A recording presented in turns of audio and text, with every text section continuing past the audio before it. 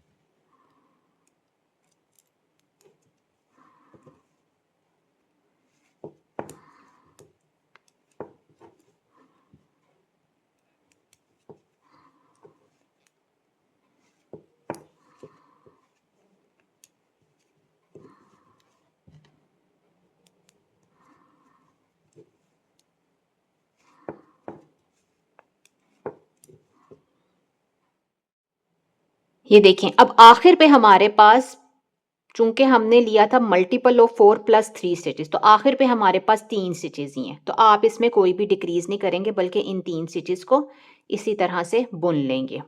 ठीक है, तो अब आप ये देखिए हमारे पास कितने सेक्शंस बने, जितने बबल्स होंगे उतने हमारे पास सेक्शंस हैं। 1 2 3 4 5 6 7 8 9 10 11 12 13 14 15 16 17 18 और 19 सेक्शंस बन गए हैं हमारे पास।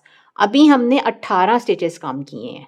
ठीक है, अब हमारे पास सेक्शन 19 है, तो अब जितनी दफ़ा भी हम इंक्रीज करेंगे तो हमारे पास 19 खाने ही डिक्रीज होंगे। उल्टी साइड की सारी रो आपने पर्ल कर लेनी है। कभी भी हम डिक्रीजिंग उल्टी साइड की रो के ऊपर नहीं करते अपनी आसानी के लिए, लेकिन कई दफ़ा होता है कि कुछ पैटर्न्स ऐसे होते हैं, आपका कुछ डिक्रीजिंग की टाइप्स ऐसी होती हैं कि आपको पर्ल साइड के ऊपर भी डिक्रीज करना पड़ सकता है, लेकिन बहुत कम रेयर केस होता है ये। तो आपने पर्ल साइड की रो सारी पर्ल कर लेनी। अब आपके पास सेक्शंस बने हुए हैं तो आपने इनको डिक्रीज हर सेक्शन में हर दफ़ा एक जोटा आप लगाते जाएंगे और स्टॉकिंग नेट में ही रहेंगे हम।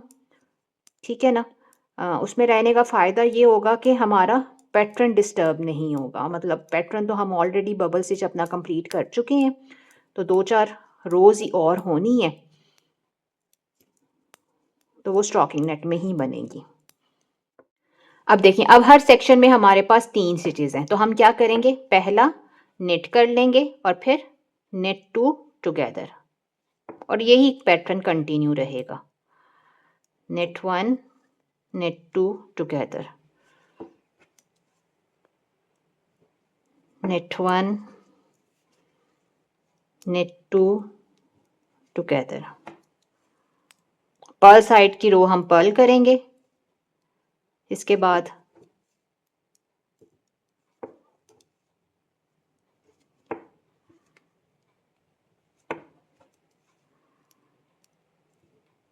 अब ये देखिए, अब हमारे पास हर सेक्शन में 2 स्टिचेस रह गए हैं, तो हम क्या करते हैं, इन दोनों का भी जोटा लगा के इनको एक करते हैं और ये स्टिच मार्कर्स रिमूव करते जाते हैं। इसका मतलब है कि हमारे पास इन डिक्रीजेस के बाद सिर्फ 19 स्टिचेस नीडल के ऊपर रह जाएंगे।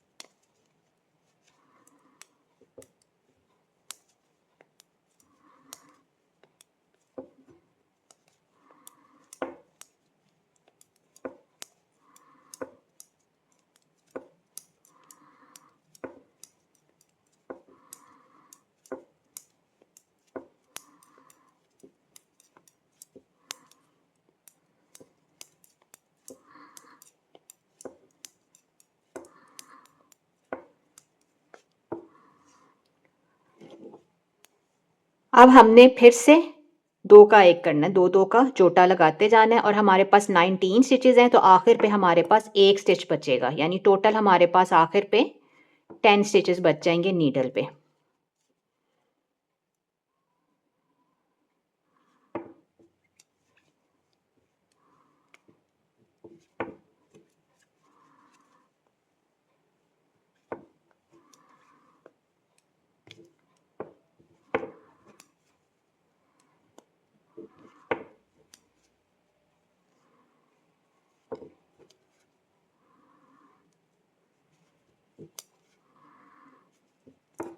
ये देखिए, ये हमारी अब कैप कंप्लीट हो गई है।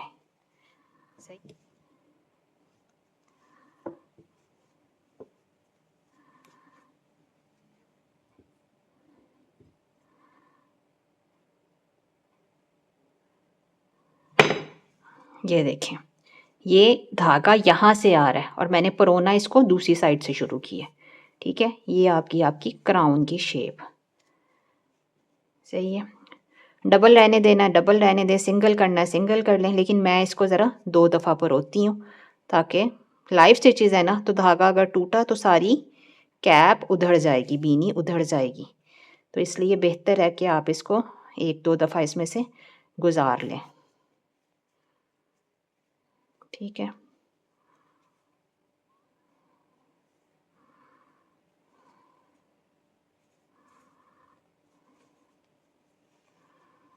इसको मैं नीचे इसलिए नहीं लेके आई कि मैंने ये पहले वीव इन करने हैं और फिर इसको सीम करना है, बिल्कुल उसी तरह जिस तरह मैंने आपको बाजुओं में इसको सीम करना सिखाया है। ठीक है, और ये जो धागा होगा ना, इससे हम इसका पॉम पॉम ऐड करेंगे। तो पहले आप सुई से सारे ये वाले धागे वीव इन करेंगे और फिर इस वाइट धागे से इसकी साइड की सीम मेट्रो स्टिच के साथ करेंगे। वो मैंने आपको बाजुओं को सीम करने में सिखाई हुई है। तो इसको कंप्लीट करके मैं आपको इसकी फाइनल लुक दिखाती हूँ। कैप की फाइनल लुक है और अब मैं आपको दिखाती हूँ इसको, ये ऐसे।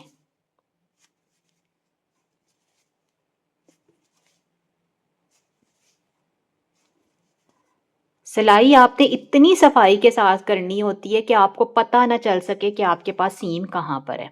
यहाँ पे आ रही है वैसे हमारे पास सीम, क्योंकि ये डबल आ रहा है ना, ये भी डबल आ रहा है, ये भी डबल आ रहा है ड्रॉप।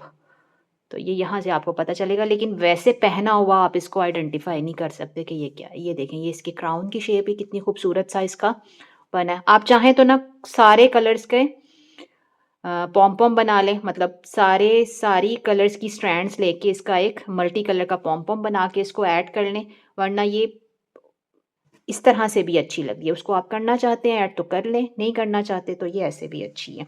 स्वेटर की वीडियो मैं ऑलरेडी अपलोड कर चुकी हूँ, तो ये एक कंप्लीट सेट बन गया है। ट्राउज़र्स वगैरह की ज़रूरत नहीं होती क्योंकि आजकल पजामे भी हैं, लेगिंग्स भी हैं और ज़्यादातर तो पैंट्स के साथ ही पहने जाते हैं, तो ये इस तरह ही अच्छा लगता है। तो मुझे उम्मीद है कि आज की वीडियो आपके लिए फ़ायदेमंद साबित हुई होगी और आपको ये प्रोजेक्ट पसंद आया होगा। कोई क्वेरी हो, कोई फरमाइश हो, कोई रिक्वेस्ट हो तो आप कमेंट सेक्शन में ज़रूर बताइएगा। नेक्स्ट वीडियो तक अल्लाह हाफ़िज़।